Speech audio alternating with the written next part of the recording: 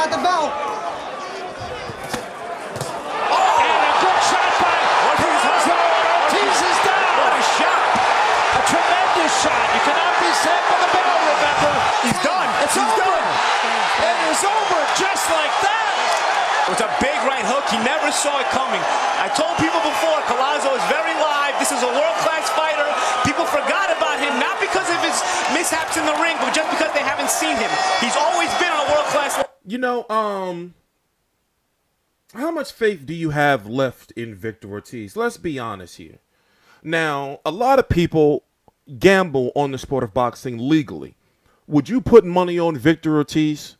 The question is, if you don't know, this happened not even 15 minutes ago. I forgot to start off this way. It is official that Victor Ortiz is going to be taking on Devon Alexander PBC on Fox February the 17th in El Paso, Texas. So it's two cards going on that day. It's from Al Heyman. This is the PBC on Fox, and then as soon as this is over, the Showtime card is going to start with Danny Garcia versus Brandon Rios. Many were wondering, well, what happened to Victor Ortiz versus Brandon Rios? Instead, we get Danny Garcia versus Brandon Rios, which is bigger. Put it this way: Victor Ortiz is getting a big payday for fighting Devon Alexander, and or a good solid payday for fighting Devon Alexander, and Brandon Rios is getting a nice solid payday for fighting Danny Garcia. Whatever the case may be, the question is, can Devon Alexander make Victor Ortiz quit? That's the thing, and this is just one fight. Victor Ortiz is a very good fighter when he's winning. He'll knock you down. He'll present a threat, but I don't think that any fighters fear him. I think that if a fighter has a good enough chin, and if they crack Victor Ortiz, they can likely make him quit. Now, of course, since he got his jaw broken by Jose Zito Lopez, it's been worse when it comes to this. And my bad, that's the wrong one. When it comes to this, and the Andre Berto, he had knocked Andre Berto down and was doing really, really good in that fight. And when Andre Berto knocked him down, it looked like he could get up, meaning Victor Ortiz, but he just chose not to. Oh, by the way, tickets are on sale. If you want to see the press release, the link is right down below in the description box for FightView360.com. All the information is right there. So on paper, it's a very good, exciting fight between him and Devon Alexander because of the storylines, behind it. Now, you'll see that when Victor Ortiz goes down again and Andre Berto stops him, it looks like Victor Ortiz, can get up and he could continue, but mentally, he just be gone,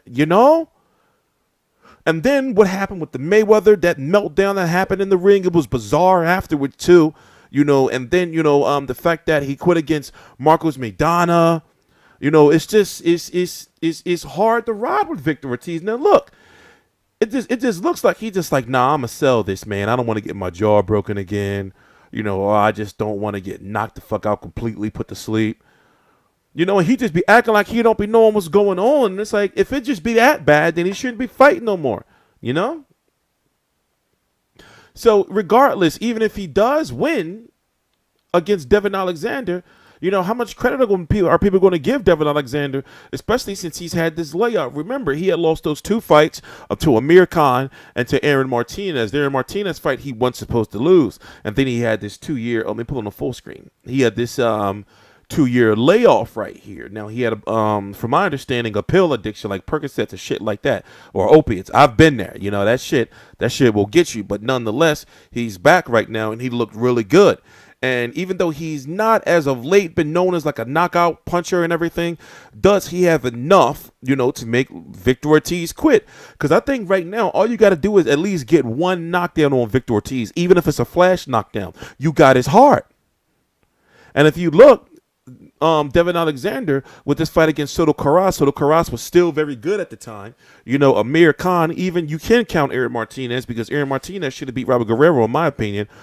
Sean Porter, Randall Bailey, Marcos Maidana, Lucas Matisse, Timothy Bradley, Juan Urango. Like he's been he's got a nice, credible resume. But also, if you look, at his last 6, as you can see, he's 3-3. What's going to happen with this Victor Ortiz?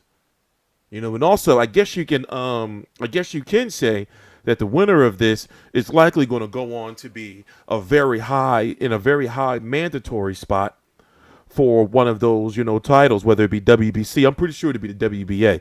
They do whatever they want, So, and you could possibly see the winner of this versus maybe a Lucas Matisse if he wins that title.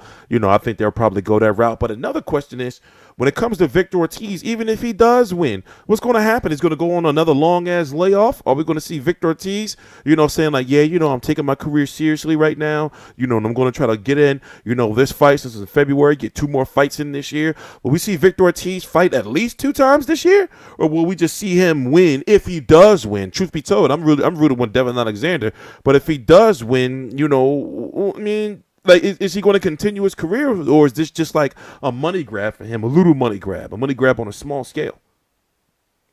So I've already did a pretty in detail video on this whole fight before it was officially announced, just like a couple of days ago. So there's no need to keep repeating the same things over and over again. But what I will do is I will link that video to this probably put it in the description box, or I could just put a link that it just leads there, because truth be told, there's nothing really else to talk about. I think anybody who knows Victor Ortiz and you've been following him, that, like, yo, can Devon Alexander knock him out? Can Devon Alexander take Victor Ortiz's heart? That's the question, right? What else more is there to say? I'm TstreeT Controversy. This is TstreeT Controversy Live. I cover every single major fight live, February the 17th.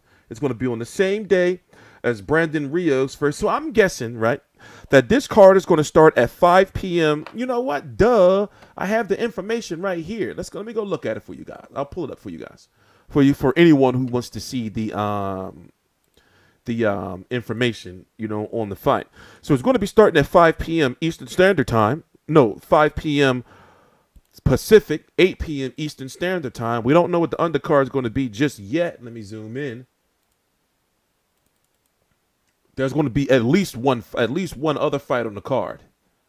Let's see. Yeah, 8 p.m. Eastern, 5 p.m. on the West Coast. So over here on the East Coast, the 10 o'clock news comes on. So basically, this is an 8 to 10 card. So what is the the co-feature is going to be Caleb Plant versus Porky Medina. Okay, this is a step-up fight for him. I'm going to talk about him in another video. Probably like in a week or so. Okay, yeah, I see what's going on. Here are the ticket prices and everything for those who wants to know. Let me see what else.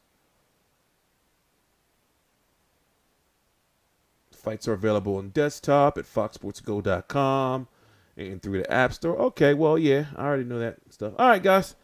I'm TstreeT Controversy. This is TstreeT Controversy Live. Please subscribe. Oh, I was supposed to end this video twice already. I think that if Victor Ortiz loses, he should retire, because what else can he really bring to the sport? And also, peep the marketing of where this card is going to be. It's going to be in Texas. So I'm wondering if they're counting on like a lot of Hispanics to like still ride for Ortiz. But isn't Ortiz reputation somewhat sullied with the Hispanic fans because of him quitting and whatnot? Like, what's your thoughts on that? Do you think people are like, oh, well, yeah, Victor Ortiz is fighting. I'm going to go see Victor Ortiz fight this weekend. Are people, like that when it comes to him fighting now? Especially after he quit, or, he just, my God, like, what else do we need to say? Look at his resume. 32. He's got 6 losses, right? 5 by stoppage. Andre Berto fight. I told you, I think that he could have continued. He just didn't. Luis Collazo, Joselito Lopez broke his jaw. That chaotic mess he had with Floyd Mayweather, and then he quit against Marcos Maidana. And also, he has a very good list of names on his resume. Even if you go down to Mike Arnaudos at that time, Marcos Maidana, Nate Campbell, even Vivian Harris was still a known name. Lamont Peterson, Andre Berto, Floyd Mayweather, the ultimate money grab. Joselito Lopez, he pretty much made Joselito Lopez. Luis Collazo in the wrong way. Andre Berto. He's got a good amount of names on his resume. He'd just be quitting and getting knocked out. But anyway, I'm TstreeT Controversy. Please subscribe.